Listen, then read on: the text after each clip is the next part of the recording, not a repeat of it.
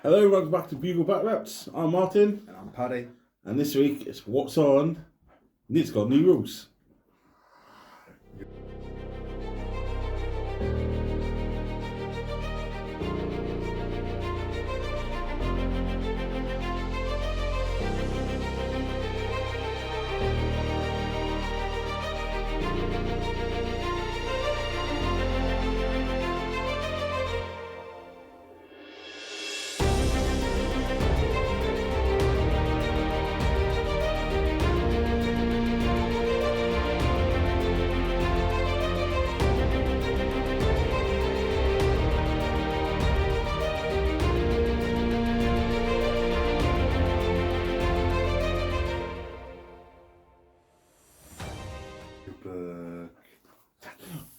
It's not quite a new codex, but I am actually happy with it. There's quite a lot of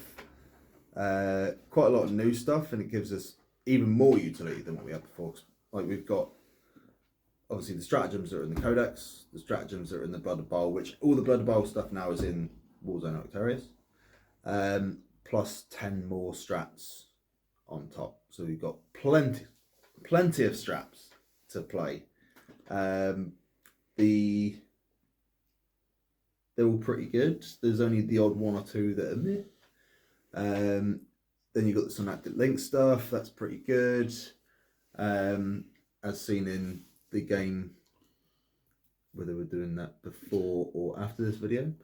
But Unsure. yeah, unsure at the minute. But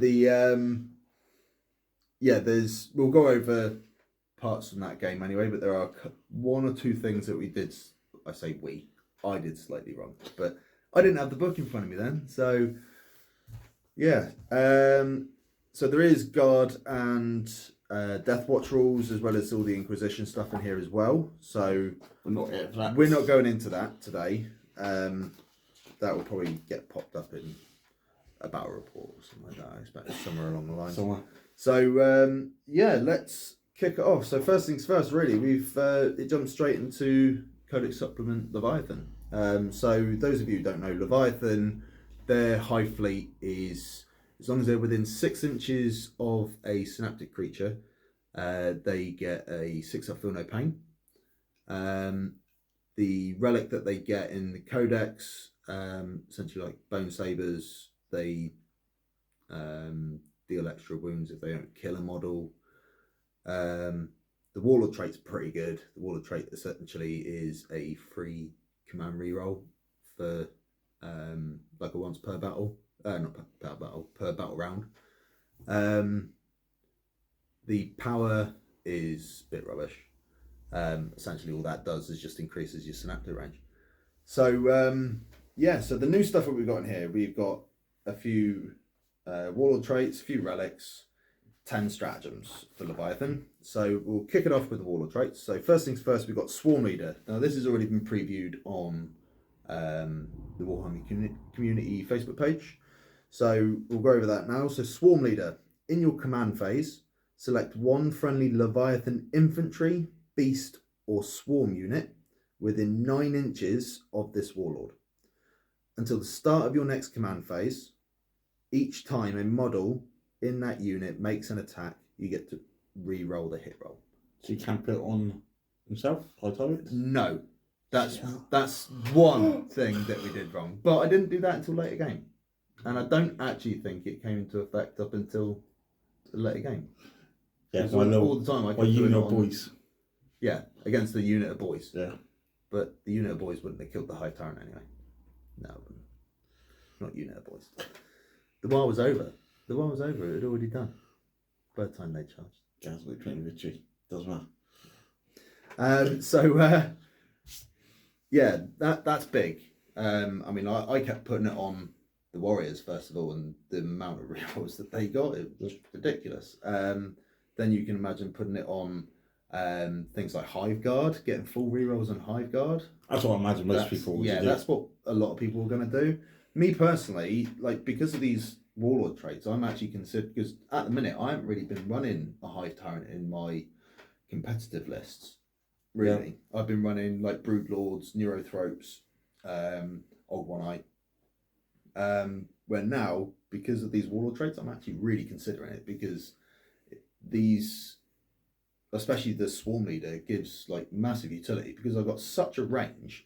Because I got a decent sized base. It's 9 inches. I've also got a decent movement with my wings. So like the utility is there. You know, I can just jump around the board and give people rerolls wherever I think I'm going to need them. So yeah, great start on the warlord traits. So the next one is strategic adaptation. After both players have deployed their armies, but before the first battle round begins, select up to 2 Leviathan units from your army that are in your deployment zone, and you can redeploy them. This cannot be your warlord.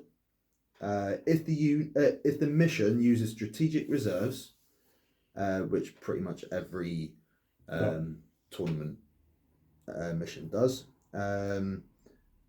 any of those units can be placed into strategic reserve, and you do not need to spend CP to do so. That's massive. Like putting any 2 units into reserve is big for free. That's so good. Or redeploying. Anything redeploying is amazing. And then obviously if you got 2 players that do the same, you roll off and the winner gets to choose. So yeah, that's big. That's really, really big. Finally is Gestalt Commander. So at the start of each of your battle rounds, select 1 warlord trait from the High Fleet warlord traits. That's not the basic 6. That's the High Fleet specific warlord traits that it gets to do this to. You pick one of those. You cannot choose perfectly adapted, which is the once per battle round free reroll. Until the end of that battle round, this warlord, he gets that warlord trait, and you replace the High Fleet specific keyword to Leviathan. It's pretty good. Yeah. I don't think it's game changing. There's certain bits where it could be very situational. I mean, like say with like my big blob of warriors, like if Martin was or somebody was playing Marines, they'd be in a ruin, got their 2-up cover save, and you're like, well, I'll just pick Leviathan, not Leviathan, Jormungandr, and now I'm ignoring that cover save. So yeah, there's plenty of utility in there to do, and yeah, I think they've done quite a good job on those warlord traits. I can't wait to see what they do when the actual codex decides to pop itself up.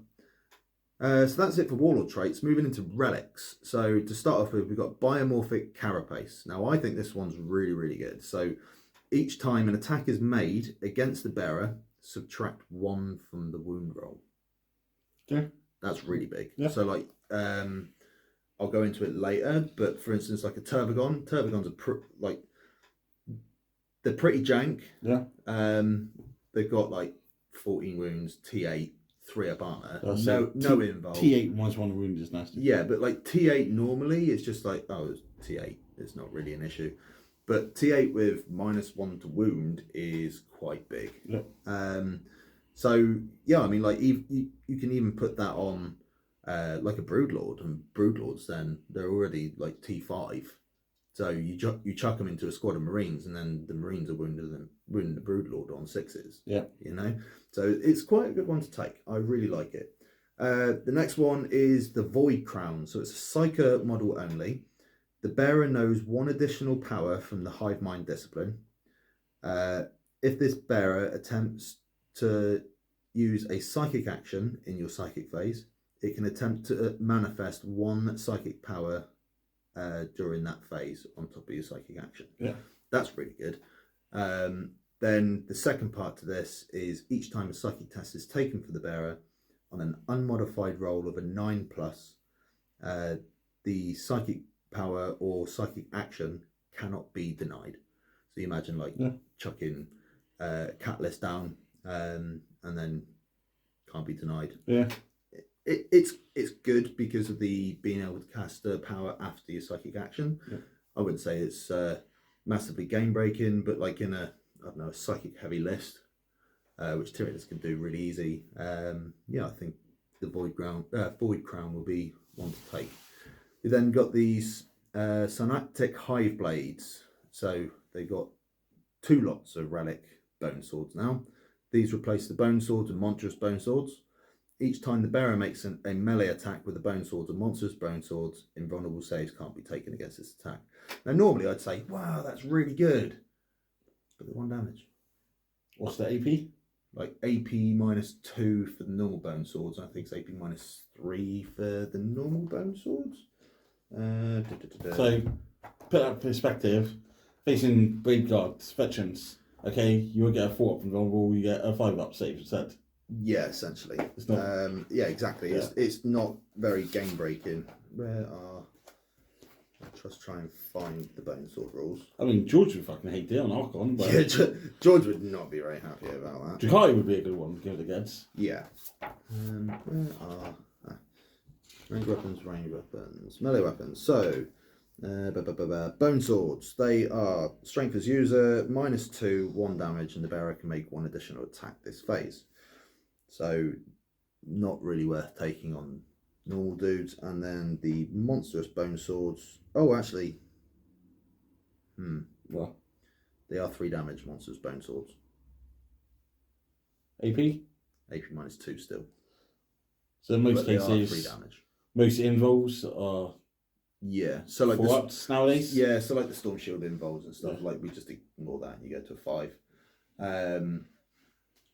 I would personally, I wouldn't still take the monstrous bone swords. I'd rather just keep my big dude cheap and either take Sidon Talons or monsters rending claws.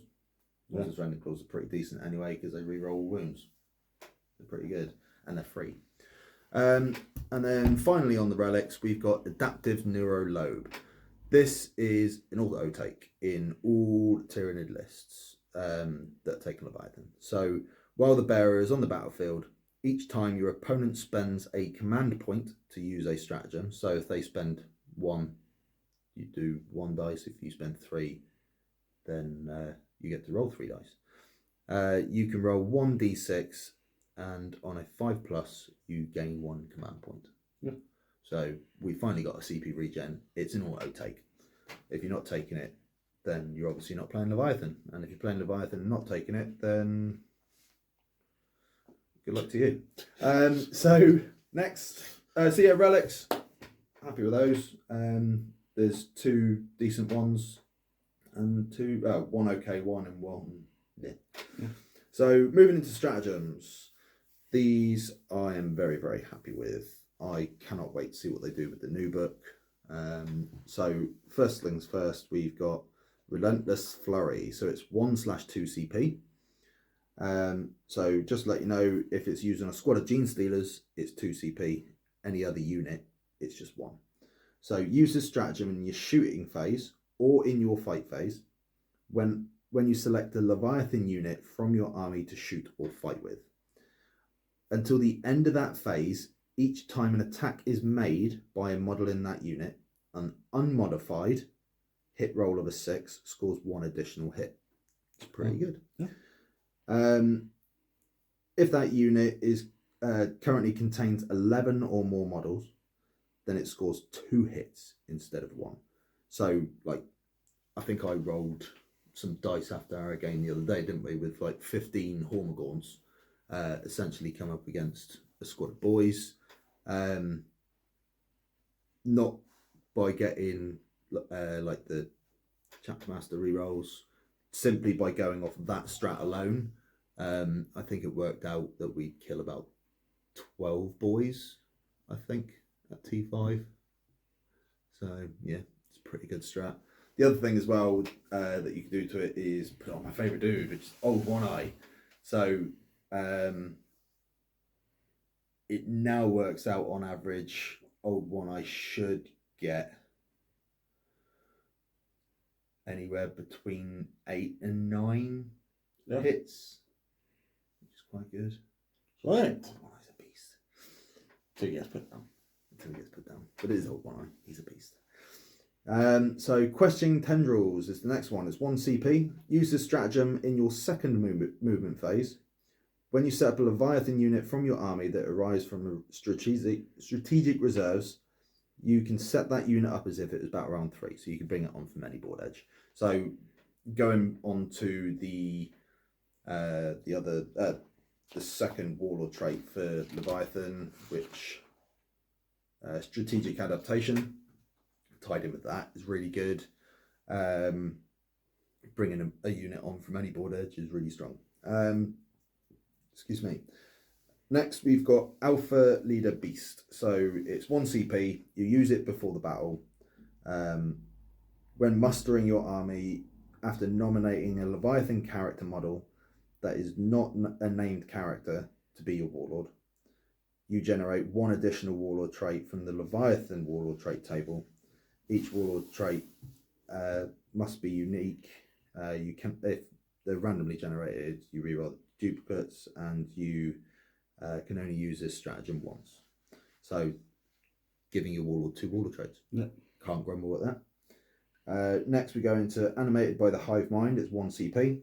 Use this stratagem in any phase when a Leviathan monster from your army, excluding Titanic, is destroyed. If that model has an ability that is triggered on a dice roll upon its destruction, death throws, do not roll to see if that ability is triggered. It automatically does so. So auto explode, yay! The only downfall is the units that you normally see on the field don't really have auto explode. Don't have the explode, which is like Carnifexes and stuff. Why Carnifexes don't have death throws, I'll never know. Exocrines and Exocrines, they do. Yeah, because they're popular, aren't they? Yeah, but they tend to die by shooting as opposed to combat. The like Tyrannofexes, yeah, they do, but they're too many points for what they do now. People still run them, don't they? The odd ones to shoot out do. list. Yeah. It's quite funny if you use it on like the Dinocaron, because he does D6 mortal wounds when he dies. So yeah, that's the Auto Explode. Then we've got Synaptic Domination. I think this one's really good because I'll go into it after. So it's 1 CP. Use this stratagem in your Psychic phase. Select 1 friendly Leviathan Synapse unit from your army. Then select 1 Leviathan non-Synapse unit. Until the start of your next phase, while that Synapse unit is on the battlefield, that non-Synapse unit always counts as being in range of Synapse for the purposes of Synapse and instinctive behaviour. So in other words, if I've got like the Barrow Gaunts coming on from your board edge, I can go, right, okay, so end of movement, bring them on. Psychic phase, use this strat, count them as being in Synapse. So now I don't suffer the minuses through not shooting the closest model. And then when it comes to you shooting me during your morale phase, I then also don't suffer morale, which is really, really good. So it then does save me that 2 CP if I need it for engage or anything like that. Next, we've got Control of the Swarm. So it's 1 CP. Use a stratagem if your warlord from your army is destroyed. You can immediately select 1 other Leviathan Synapse character from your army that does not have a warlord trait. They're not going to have a warlord trait anyway. Then select a warlord trait that no other model in your army has. So with it saying this, I got a feeling that when the new book does come out, we're going to have a strat that allows us to take multiple warlord traits. Just my prediction. This warlord trait that the model has just selected, it can't be the same, yada yada yada, until the end of the battlefield. That model gains that warlord trait for all and counts as your warlord for the like wording on the actual warlord traits. Plus as well, if a mission secondary, something like that, where you get points for killing the warlord, you won't get the points until this new warlord is slain. And it's not a once per battle stratagem as well. So if you've got like 5 Synapse creatures, they've got to essentially work their way through 5 Synapse creatures. It's good for that one, like if you're playing the rulebook missions, because I think Slay the Warlord is a secondary in that one. Yeah, still. I think Slay the Warlord is still secondary. Then you've got the Assassinate extra point as well. And what else was there? incursion missions, have Slay the Warlords Yeah. as well and stuff, small games. So they will pop up. Yeah, it will pop up. Probably popped on a lot in Crusade style as well, I'd say. Yeah. They probably got narrative things with Warlords and stuff. Yeah. So Yeah, I expect so. because obviously it's covering not just match play, but yeah, that's the other thing as well. Open There is Crusade Crusade. rules in this book as well, but we're not going to go into those. So Hive Mind Imperative is the next stratagem. So it's 1 CP. Use this stratagem in your command phase. Select 1 Leviathan unit from your army that is within 12 inches of a Leviathan Synapse unit. Until the start of your next command phase, there's 2 separate rules for this. The first one is the unit you have selected gains the Objective Secured ability. If that model in your unit already has the objective secured, it now counts as 1 additional model. So you've got your squad of Hive Guards sat on an objective. You jump somebody over. You say have 1 OBSEC dude on there. I can then make them OBSEC, and because you claim your victory points for holding objectives at the end of your command phase, and this is done during your command phase, so you can go, right, okay, you've got your squad of 5 intercessors on my objective with my 6 Hive Guard. So currently you're holding it. Yeah. I use this stratagem in my command phase. These guys are now OBSEC. I outnumber you. End of the command phase, I now get my 5 points. Really good. The next part on it is also really good. If this unit is selected to perform an action, it can still shoot without failing that action. So that's really good. It's a really, really, really good stratagem, and I wouldn't be surprised if that sees play at least twice in every game. Yeah. 3 left. So the next one is Hyper Adaptation. Now originally I thought, oh yeah, that's really good, and then I read another little bit on it and I was like, this is really, really good. So use the stratagem in your command phase. Select 1 Leviathan unit from your army, then select 1 Hive Fleet Adaptation. And in brackets it says C Codex Tyranids and page 100 of this book. Now, as I said before, all the Blood of Bowl stuff is all in here. So we go to page 100. What's there, Martin? Oh, you got custom ones. Yeah, you got all the custom ones in here. So you can go, right, okay, a lot of stuff is taking wounds through this turn. Right, okay, well, I don't know, you've got your Hive Tyrant that's like, if he had 1 more wound, he wouldn't be bracketed. So you can go, right, okay, I'm going to go for Metabolic Regrowth on him. So now, the unit with this adaptation at the start of my turn, he would gain a wound back. Yeah.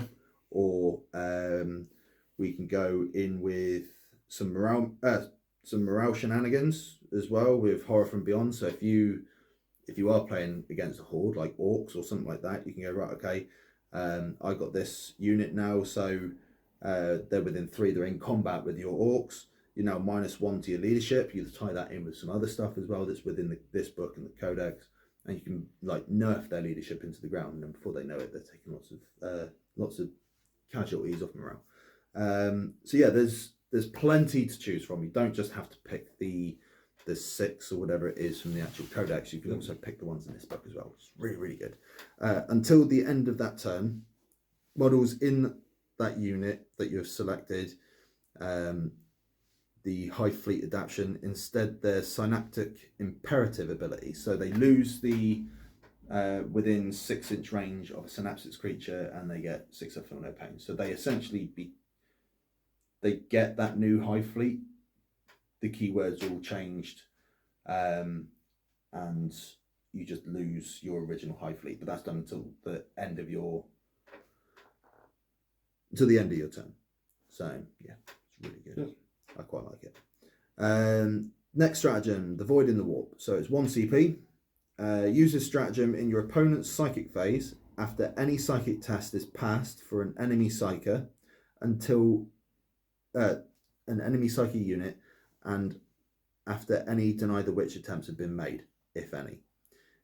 If that enemy psyker is within 12 inches of a Leviathan Synapse unit from your army, roll a d6 on a 4+ that power is denied. That's really good. I've been wanting like an auto deny for quite a while. Yeah. Then finally, bioadapted borer grubs. So this is 1 CP / 2 CP. 2 CP is for the Tyrannofex. So use a stratagem in your shooting phase when a Leviathan unit from your army is selected to shoot with.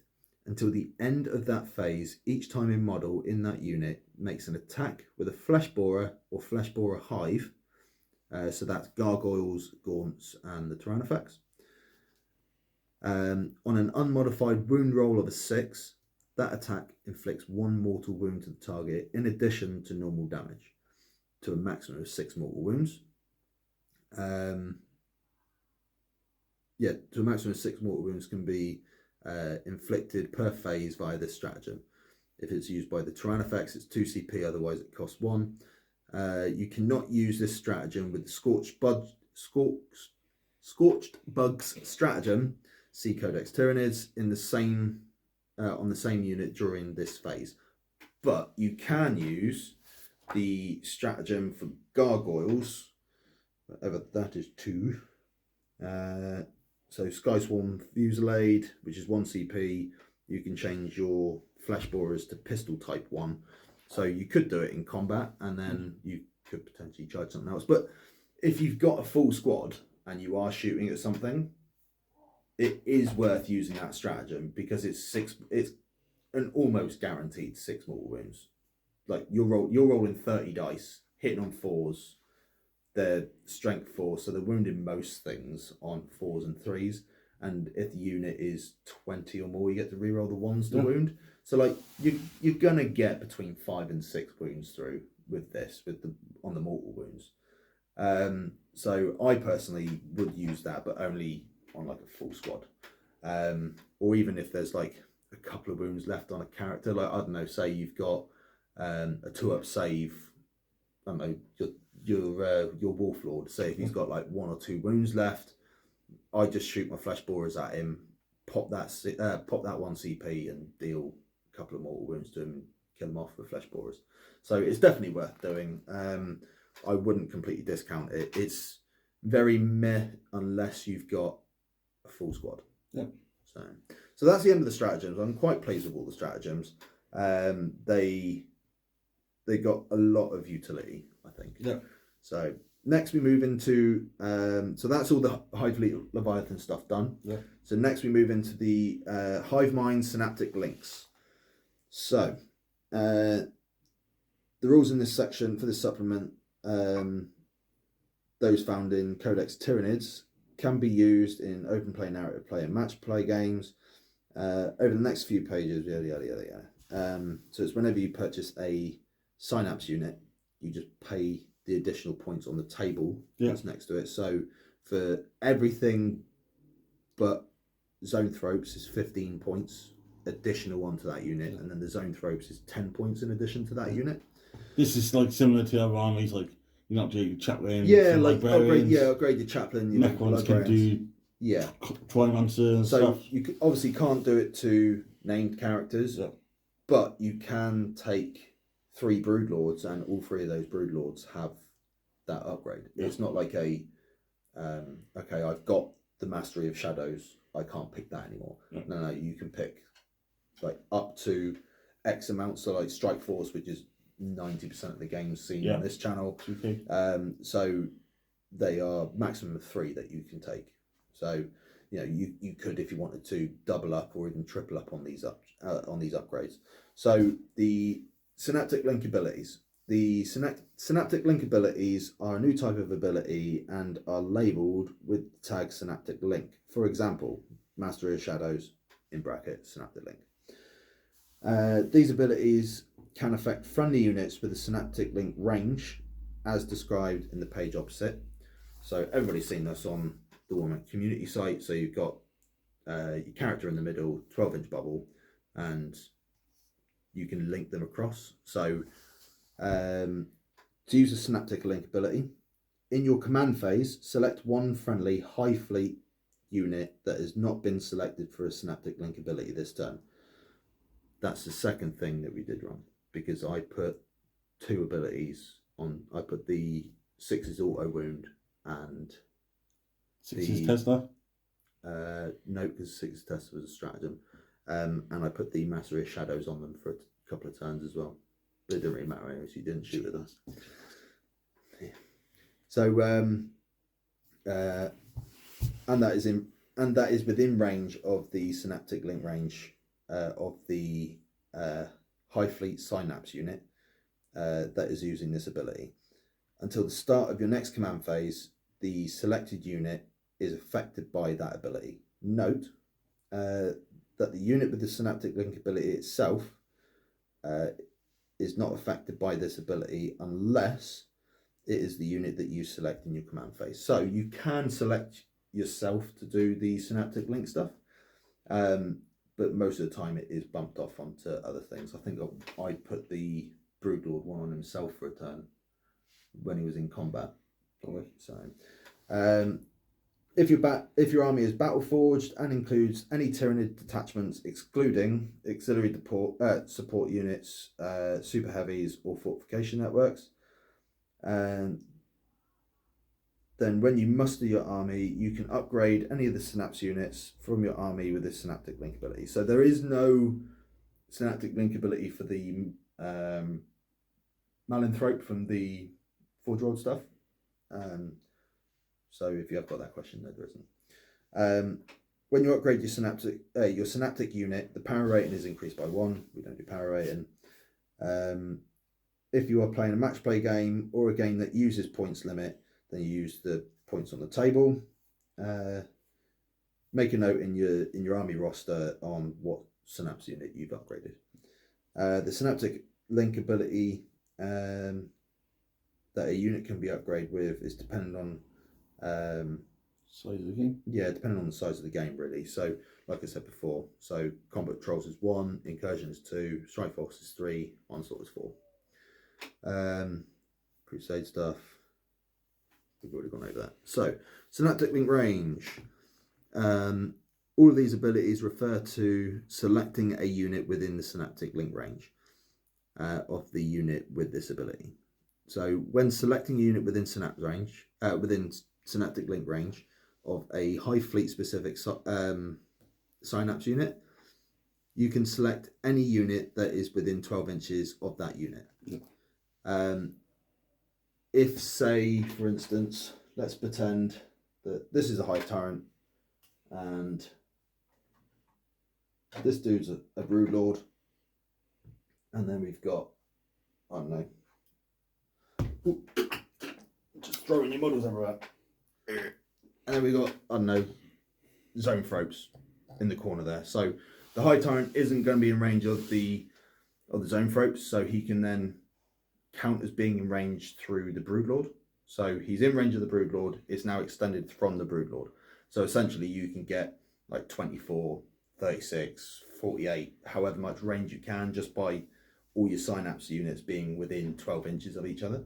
So that's quite a good thing. You don't always have to be in range. Let's put them back without killing them. Oh yeah, let's kill them because they're annoying. So yeah, that's it for the actual rules for the synaptic link. Like there are a lot of other things that go over like examples of and blah blah blah. So the actual synaptic link abilities. So we'll go straight in with the Broodlord. The Broodlord one's really good. I quite like this one. So models in this unit are treated of having the benefit of light and heavy cover. So the great thing about that is it will even affect your monsters, because normally area terrain doesn't affect monsters, because obviously it only affects infantry, cavalry and swarms. Yeah, terrain. So read that again. So models in that unit are treated as having the benefits of light cover and heavy cover. Okay. So they actually get under the main rules. It said it goes like if it's an infantry, cavalry thing, they receive the benefit of this. Because I think Grey Knights can do a tide where they put everything in light cover. Yeah. So like their dreadnoughts and things comes with light cover. Yeah. Because they're vehicles, they don't still the benefit of that. Because I was looking through this earlier on, and it's only area effect terrain only affect infantry, swarms and cavalry. So if they just have the benefits of light cover, if you just look in the light cover section, it says a unit with this benefit receives +1 to their armor save. Heavy cover is +1 to their armor save in combat, unless they charge. So, as far as I know, that's how people are playing the rules, and that's why the Grey Knights, they can still benefit, like even their Dread Knights and stuff, unless it specifically says it in their rules, their own rules. Then I don't know. But as far as I know, I mentioned because I had a comment on Grey Knight video there about it. Yeah, because Luke done it, and someone said, "No, you can't do that." Yeah, because he probably had him in area terrain. Nah, or something. The Dreadnought was out in the middle, and he's like, "So I get light cover because my type." But people was commenting then, "Its vehicle does." As far as I know, that's the rule for area terrain, thing like ruins, like bunkers, fortifications, forests, and stuff like that. So the next part of that is each time a ranged attack is made against that unit, excluding monsters, so monsters don't benefit from this. If the attacker is more than 12 inches away, then that unit is treated as having the benefits of dense cover. So -1 to hit 12 inches away, which is good. I quite like that. We then move into the High Tyrant one, which is malicious direction. So each time a model in that unit makes a pile-in move, it can move an additional 3 inches up to a maximum of 6. So that's pretty cool. I quite like that. It's not going to be something that I'll end up taking. I'd rather take the link ability somewhere else. Because, like, you think, oh yeah, the perfect unit to do that on would be Hormigauns. Well, Hormigauns already get that ability, so you don't really need that. Then we go into the Maliceptor, which is Focal Essence. So each time a model in that unit makes an attack, then there's 2 bullet points. So the first bullet point is on an unmodified wound roll of a 6, improve that armor penetration characteristic of that attack by 1. So that's pretty cool. Then the second bullet point is you can reroll the damage roll. That's pretty good, especially on Hive Guard, because there is nothing worse than going, yeah, I'm shooting twice and like, I'm getting rerolls to hit now and like rerolls to wound off other things, and great, I do like 1 and 2 damage of all of them. Well, now you can reroll the damage roll and say, fuck you. So yeah, Focal Essence, pretty decent. It's just a shame that the Maliceptor isn't all that great. People tend to take the Maliceptor at the minute for the stratagem, which we'll come on to in a minute, because that is one of the changes that have popped up. So the next one is for the Neurothrope. This one, you won't ever see it, which is Psychic Creep. So use this. This unit has the following ability: Psychic Creep Aura.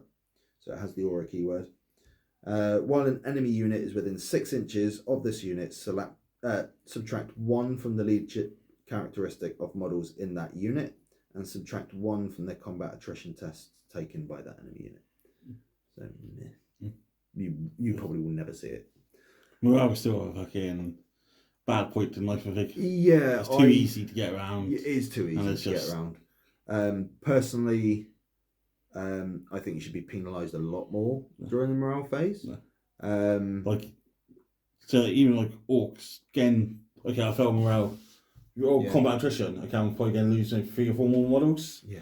I like previous editions where it's like, you're failing morale, you've lost 7's running straight away. Yeah, you've lost a shit ton of models, exactly. So you get punished a lot more before. Yeah. Now I think it's gone it's not scary too soft. So like now with the whole, I don't suffer morale, synapse and stuff, it's like, meh. And okay, I minus your combat attrition.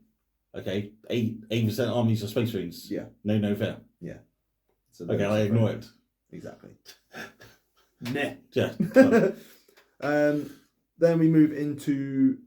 Well, I'm going to skip the Turvagon because the Turvagon is different. So, next one is for the Trigon Prime. This is pretty good. It's just a shame that the Trigon Prime is extremely expensive for what it does. This unit is eligible to shoot and declare a charge in the turn it fell back. It's really strong. It's just a shame it's on a Trigon. because Trigons are really expensive. I think with that upgrade, they bump up to like 180 to 200 plus points. Nice. For something that's strength 6, T6, with 7 attacks, rerolling hits. Add Mac Bomber's cheaper now. Yeah, exactly. Add Mech Bomber. Fucking things. So yeah, to be honest, it's at the minute I'm gonna discount it, but hopefully down the line, let's hope that the Trigon Prime gets a little bit better. Maybe some thought in this book heading towards new codex as well. That's what I'm hoping. So maybe some of it doesn't look too good now, but a new codex. Yeah. Maybe go, ooh. Yeah, exactly. So I mean, there is play in it. You could go, okay, well, he is a character, so I will give him a relic, and I'll give him the -1 to wound relic. So now he's actually a little bit harder to kill at T6. So essentially, then he kind of counts as like a T7, T8 model with that relic on. Like, T7's still not that great. Yeah, it's still not that great. There's but lots then of stuff in the game now. yeah, but then when you look into like the sort of weapons that are out there, all the Volkite stuff, they're all strength 6. So now they're now wounding me on 5s. Yeah. You then got a lot of the tower weapons as well. There's quite a lot of strength 6 tower weapons out there. Fuck Tau. If you play Tau, yeah. No, we don't. Next we have the Tyranid Prime. So the Tyranid Prime one is You like your Prime? You do? yeah, I know. I do like a Prime because I play lots of Warriors. But if I had another choice to put this upgrade on, I wouldn't have put it on him during our game. So this is each time I make a melee attack made by a model in this unit, an unmodified hit roll of a 6 automatically wounds the target. Cool. Yeah. How many attacks does he get? He gets like 5 attacks in combat with the bone swords. So it's under 1 in 6 chance of getting one. Cool. Yeah. Next. So the next one is really, really good, which is for the Tyranid Warriors, is Bioweapon Bond. Each time an attack is made by this model in this unit, add 1 to the attack's hit roll. That's really, really good. What's BS normally? Well, there's no point putting it on Warriors, because if you've got the Prime there, like I did, they're already benefiting from +1 to hit anyway from the Prime.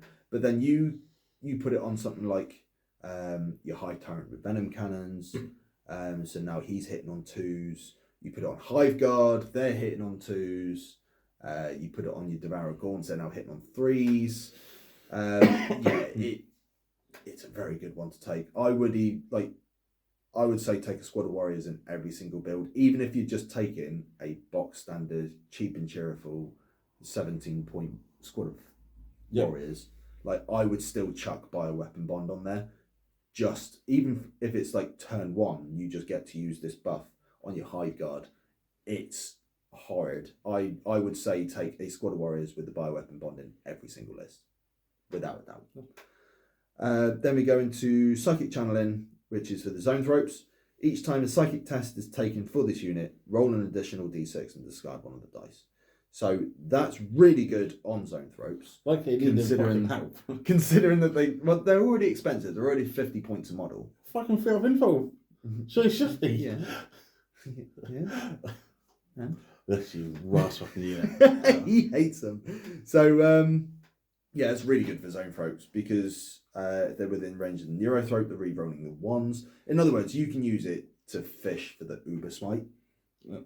So yeah, that's really good. I really like that, especially as well if you are playing like a heavy Psyker army. Then yeah, like that will come into play a lot. You can also like go, okay, you've got the Hive Tyrant with the new relic on it, so he knows an extra power. You then also got another relic as well, which is the Resonance Barb, which allows them to cast an extra power. Like now you can like get so many powers off because you've got 1 strat in your in your codex to allow you to cast an extra power. Plus, well, you've got another strat from the Blood of Bowl stuff that allow you to cast an extra power. So that's with every single time you do a psychic test. It's not just the once. So that's really, really good. I really like that one. So the final one, it's in the same boat as the Trigon. So it's on a Tervagon model, weaponized gestation. So each time a model in that unit makes a ranged attack, you can re-roll unmodified wound rolls of 1s and 2s. Well then. That's really good, but it's on Tervagon. Tervagon's rubbish because they're just. I imagine Tervagon as like your big old fat dude sat in a house and can't even get through a door. That's how I imagine Tervagons. Like they cast 1 power. They get 3 attacks hitting on 4s. You could give them like monstrous crushing claws. They're pretty good for an extra 15 points, and then hit on 5s in combat. They're rubbish. Again, I say you don't know what's coming down the line. Exactly, we don't know what's coming down the line. But they're a 200-point unit. They're just gonna sit there and get pummeled by ranged weapons, and you'll probably get 1 turn of using the weaponized gestation when it's something that you're going to be wanting to use all the time. So yeah, that's the end of essentially the new stuff. We then move into a couple of changes from the Blood Bowl stuff. So essentially everything from the Blood Bowl now, if it was things that said like you hit on like a 6+, you get additional attacks, blah blah blah. Everything now all says unmodified, apart from in the codex. In the codex, it's all still the like 6+, yada yada. So now Brother Bowl is outdated, non-use. Yep. Now so everything is all now in this book. Yeah. So you don't need your Blood Bowl book. So is there anything missing from Blood Bowl? Not that I've seen. Not that I've seen.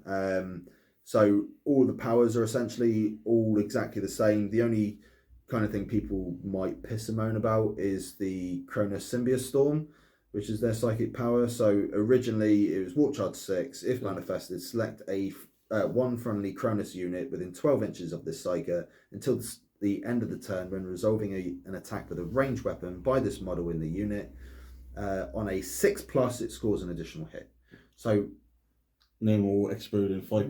No more exploding 5+, but also if you're shooting something with a minus to hit. Yeah. Say if I come up against Dark Elder and like originally I was hitting on I was against fucking George. So like okay, cool. I'm every 6 I'm getting an extra hit, and then you go, I'll just play lightning fast or always stationary. I think it's called now, isn't it? Yeah. It's not, no, lightning fast. Lightning fast. That was it. Yeah. Yeah. Then it's like, oh great, yeah, now my 6s don't generate extra hits. And then when I did roll the dice, I think I did get quite a few 6s, and I had a bit of a piss and grumble. I know that's definitely popular with obviously your high guard, and exoscenes. Yeah, because the exocrine as well. The exocrine ability still does. What was it? No, it was the Symbiote Storm and the exocrine. Because before it worked out with your 12 shots in Cronus, with this power, you get on average 13 hits. Yeah. So you're always like on average, Math Hammer and all the rest of it. You were still getting more hits than what the weapon actually had. Yeah. So in that sense, it's bad, but in the good sense now is regardless of minuses to hit, you're always going to get that 6 is an auto hit. So yeah, I'm it's the double-edged sword, isn't it? So it is what it is. All the other powers, as far as I can see, hasn't changed. The relics, again, as far as I can see, none of that has changed. The the other things as well that has changed on the powers and stratagems and the like from the Blood of Bowl is now it actually defines on what is an aura on these. So for instance, the Gorgon's poisonous influence is an aura in brackets. Because you got the aura or like models within Yeah. stuff like that, and obviously you can switch auras off nowadays. So, exactly. So now they've actually put aura onto these abilities, which is one of the ones that I was on about from earlier with the Maleceptor. So the Maleceptor's stratagem is an aura. It's defined as an aura now. So that was one of the changes in the stratagems. The FAQ has also been added into the to all these stratagems as well. Well, everything in this book. Trying to think if there was anything else. I don't think there was. Then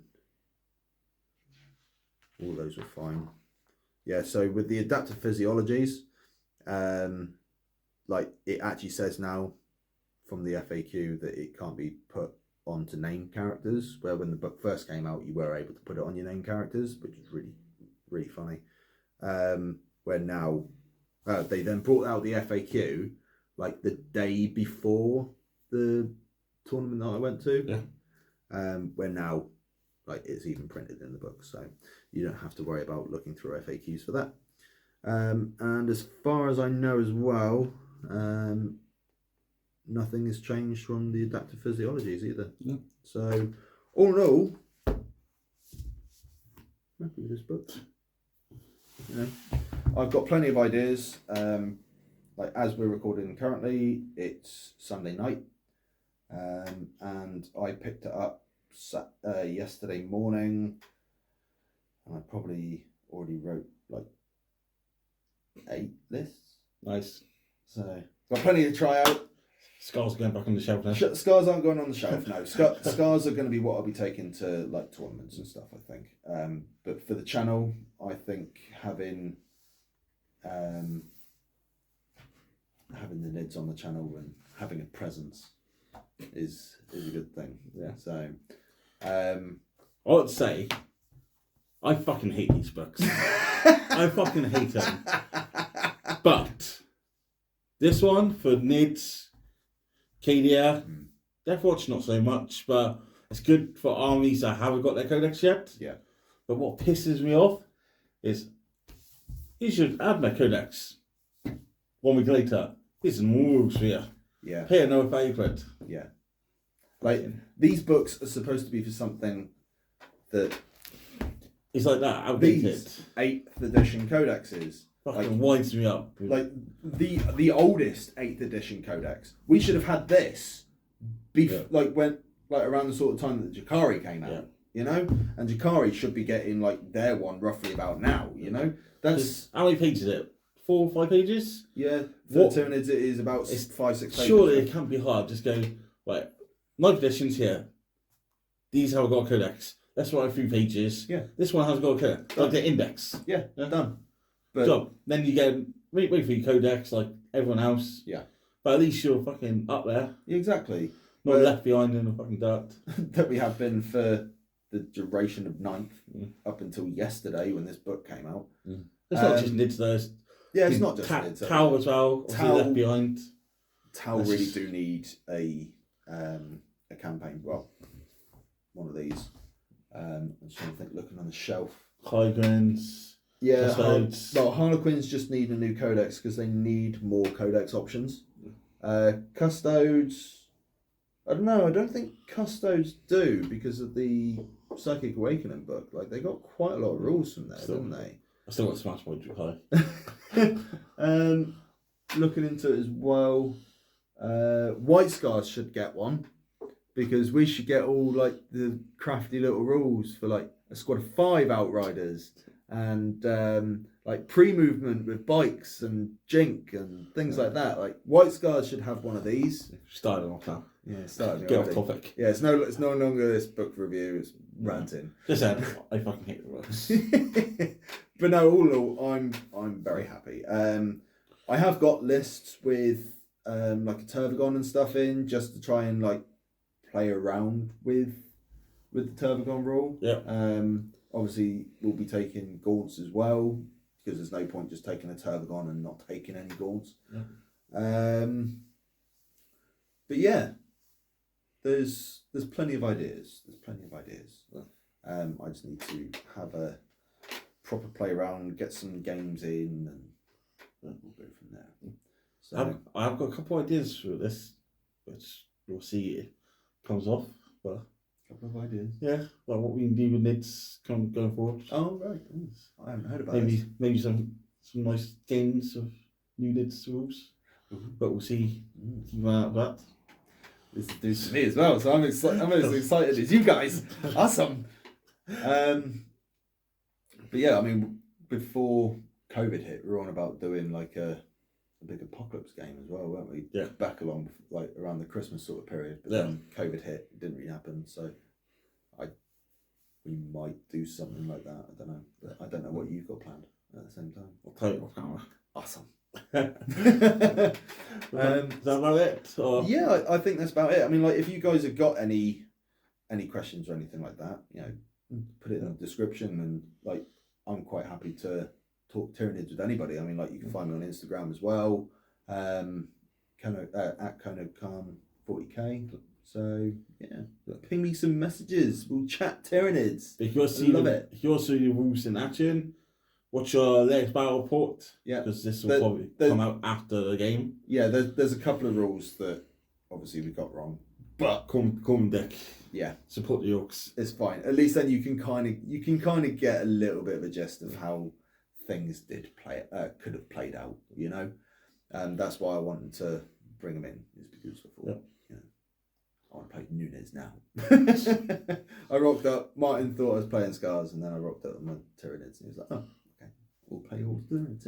Yep. Which actually works out quite well because I mean I'm quite a fluff bunny anyway, and Wasson Tyranids is all about the cordon that the Imperium had made, because there was a massive Orc war heading towards the system, and there was also Tyranids nearby, so they kind of hoarded the Tyranids round and faced off against the Orcs, because the Inquisitor thought, oh yeah, you know, they'll just kind of burn each other out. But he's a silly Inquisitor, because what would happen is Orcs get more and more Orcs through fighting, and they get stronger through fighting, and Tyranids get more stronger through killing stuff and eating stuff. So it's just a forever war of Orcs and Tyranids fighting off, and they're both just going to get so large that cordon is